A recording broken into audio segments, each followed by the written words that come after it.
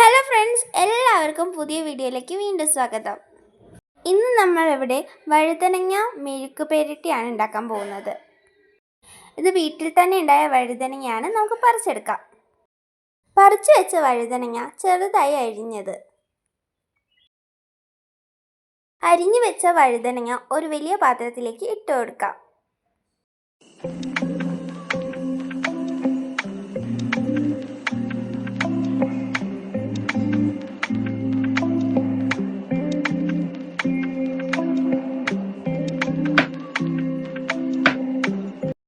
അതിലേക്ക് കുറച്ച് കല്ലുപ്പിട്ട് കൊടുക്കാം.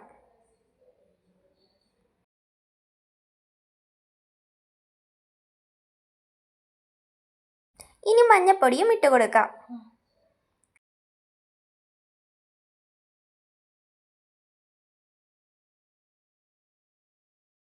അതിലേക്ക് വെള്ളം ഒഴിച്ച് 2-3 പ്രാവശ്യം കഴുകിയെടുക്കണം. ഇങ്ങനെ കഴുകി വഴുതനങ്ങേൻ്റെ കറ കളഞ്ഞെടുത്താൽ നല്ല ടേസ്റ്റുള്ള മെഴുക്ക് പുരട്ടിയോ ഉപ്പേരിയോ ഉണ്ടാക്കാം.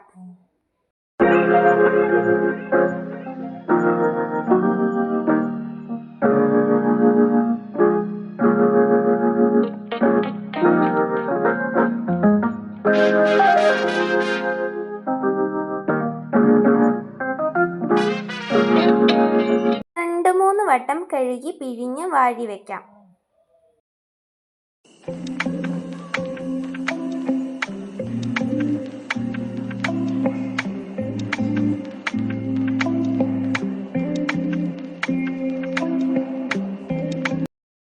വാരി വെച്ചതാണിത്.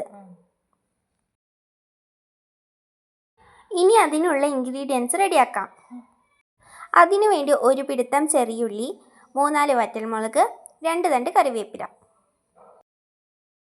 ചെറിയുള്ളിയും വറ്റൽമുളകും കറിവേപ്പിലയും കൂടി മിക്സിൻ്റെ ജാറിലിട്ട് അരച്ചെടുക്കാം.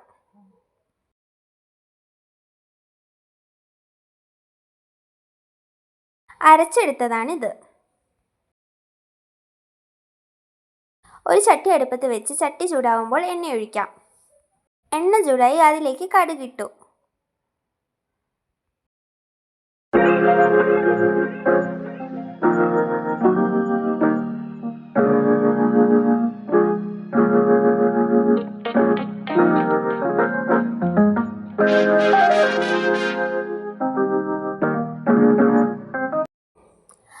കറിവേപ്പില, വറ്റൽമുളക്, ചെറിയുള്ളി ചതച്ച് വെച്ചത് ഇതിലേക്ക് ഇട്ട് കൊടുക്കാം. 1 തണ്ട് കറിവേപ്പിലയും കൂടി ഇടാം.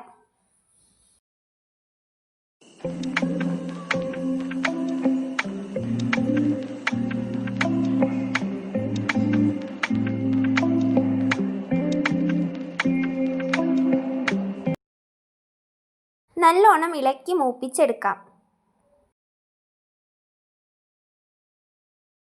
മൂത്ത് വന്നതിലേക്ക് കഴുകി പിഴിഞ്ഞ് വെച്ച വഴുതനങ്ങ ഇട്ട് ഇളക്കി കൊടുക്കാം.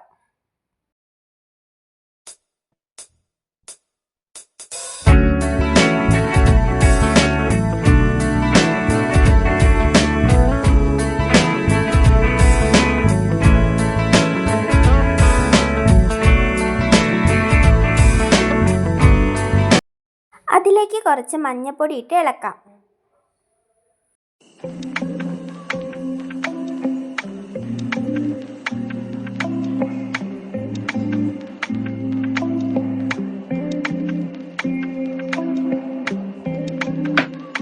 പാകത്തിന് ഉപ്പുനീരൊഴിച്ച് ഇളക്കി യോജിപ്പിക്കാം.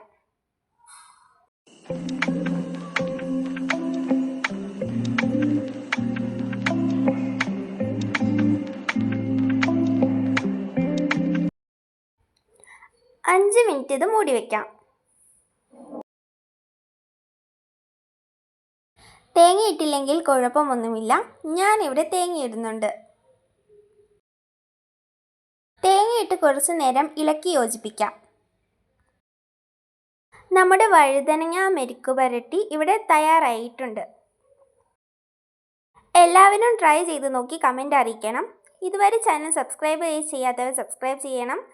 ലൈക്ക് ചെയ്യാനും മറക്കല്ലേ. ഇനിയും ഇതുപോലെ അടിപൊളി വെറൈറ്റിയായ റെസിപ്പിയായിട്ട് വീണ്ടും വരുന്നതായിരിക്കും. Tata, bye bye.